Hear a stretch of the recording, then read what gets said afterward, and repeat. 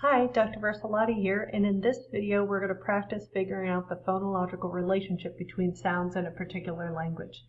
In other words, we're going to practice how to solve phonology problems. We are using the How to Solve Phonology Problem 2 worksheet, which you see on the visual.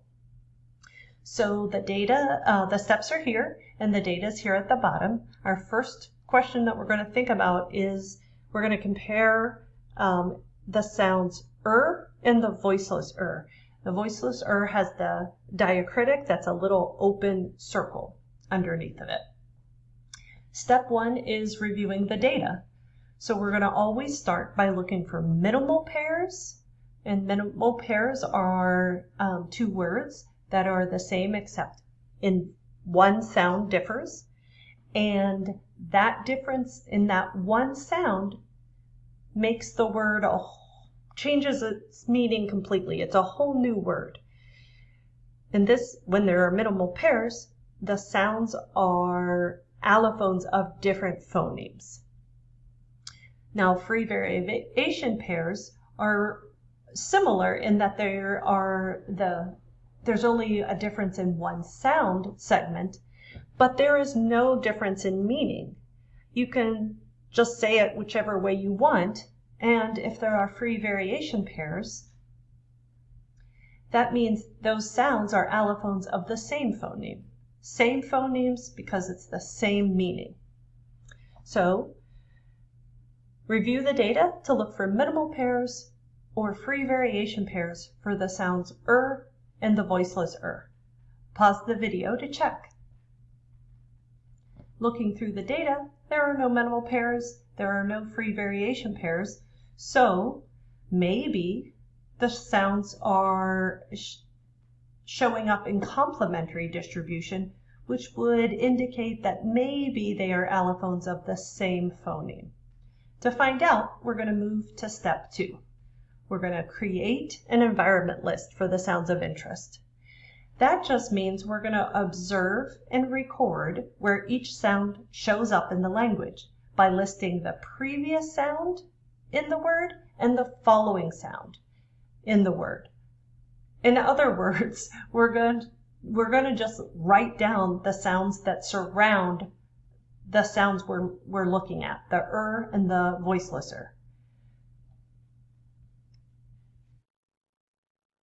For instance, we see in the first word here, pray, that the voiceless the sound before it is the aspirated p, and the sound after it is the diphthong a. So I just wrote the sound before it and the sound after it in the chart under the voiceless There are no other sounds of interest in that word, so I'm going to move to the next one, which is gray. I see that can occur after g, and the same vowel can follow it. So I wrote that. And we could just continue writing this list, remembering that any diacritics like aspiration are not a segment. We just write that with the segment it belongs. And we remember that diphthongs are considered one sound. And we use an underscore to indicate the sounds of interest rather than repeating them throughout the list. And if we need to indicate a word boundary, we use the hashtag sign. And we're just going to continue our list. Pause the video to make your list. Okay, now that we looked at the data to observe where each sound shows up and we wrote them on our list, we can now move on to think about step 2b. We're going to compare the preceding environment. Are there any sounds that are in the preceding environment for and in the preceding environment for the voiceless No, I don't see any. Let's just check to see the following environment. Are any sounds in both this list and this list in the after the and after the voiceless yes, we can see that both sounds can be followed by the A diphthong and can be word final followed by the E vowel. So it looks like the preceding environment's going to be the one triggering the change.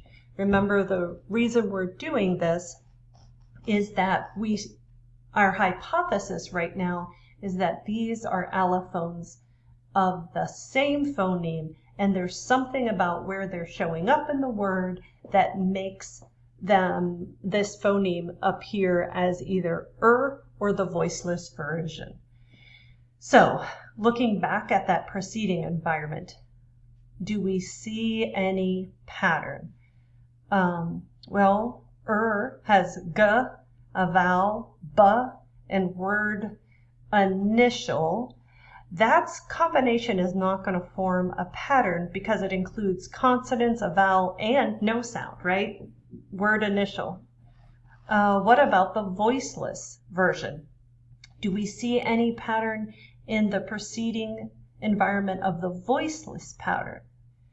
If you don't see a pattern, pause the video and write down the 3-part articulatory phonetics for each sound in this preceding environment. Remember, if you want to use an and or an or in your description, you're likely missing a generalization, or maybe you made an error in your environment list.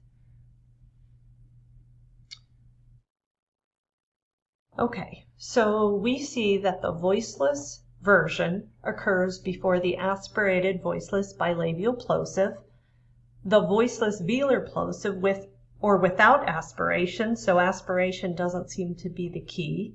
We also have a voiceless labiodental fricative and the voiceless postalveolar fricative sh. So what do all of these have in common? I might also notice that the voiceless is voiceless, right? So it seems like seems to be devoiced whenever it follows a voiceless sound, specifically a consonant. So how do we write that? Okay, the way we write that is we say that the phoneme becomes voiceless in the environment of voiceless consonants. We don't really need the C there because we don't have, it's rare that there are voiceless vowels, but we can put it there. And notice that the order of where we put the underscore exactly matches the order of where it shows up in the environment list, right? We have voiceless consonants and then the underscore, and that represents the environment that is triggering it. It's the preceding the sound of interest. And we notice that we can put that this just occurs everywhere else we want So now we have to decide which is going to represent the phoneme, and by convention we put the allophone that is found elsewhere as the label for the phoneme. And this generally does align with what the speakers of the language understand or think is the sound in the language. Okay, so we've added the in slash brackets to indicate that phoneme becomes voiceless in the environment before a voiceless consonant, and phoneme is pronounced as elsewhere. And so here is where you can see phoneme becomes sound in the environment, and you just describe the environment. And we're going to want to, it's always good to check the data to make sure that what you've described is true, and then you're done. We have concluded that these two sounds are allophones of the same phoneme. They are in complementary distribution, meaning they show up in different places in the language.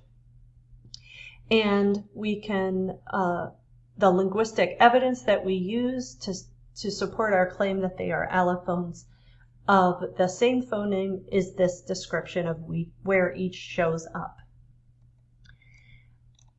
Now, if we pay very careful attention to our speech or we use technology, we can tell that these are pronounced differently, but most people who haven't studied linguistics would say that the rhotic sound in pray and gray are the same. Okay, now we can also identify the type of phonological process that's happening in this pattern that we've just described. It's assimilation.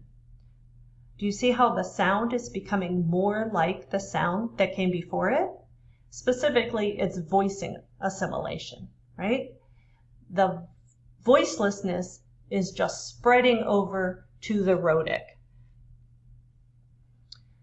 So now we've concluded our first analysis. Let's move on to B, where it asks us to compare the aspirated T and the aspirated P. What is its phonological relation, the phonological relationship of these two sounds, and what evidence should we give? Okay, we're going to start back up at the top. First, we have to review the data. Are there minimal pairs or free variation pairs of the sounds of interest, T and P? Pause the video and check it out. Yes, we do have minimal pairs. We have tar and par, so we can conclude that these are allophones of different phonemes, and we can support our claim just by listing the IPA, the word's pronunciation in IPA, and its meaning. So here's our second analysis. T and P are in overlapping distribution, meaning they show up in the same places in the language. As we can see, they're both word initial and they can be followed by the same vowel sound. We concluded that they are allophones of different phonemes, and we can show that by showing the minimal pair, and we list the word in IPA and its meaning. And that meaning can just be written in regular English orthography, as we've shown here.